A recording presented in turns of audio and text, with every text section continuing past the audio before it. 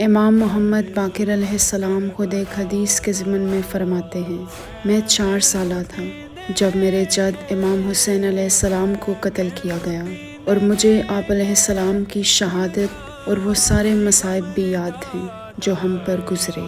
7 ذی الحجہ شہادت امام محمد باقر علیہ السلام۔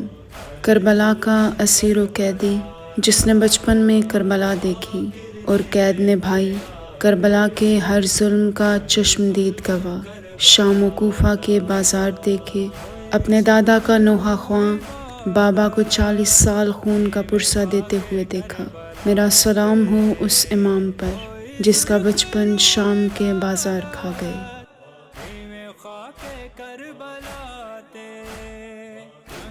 بدلا ویکھے آئے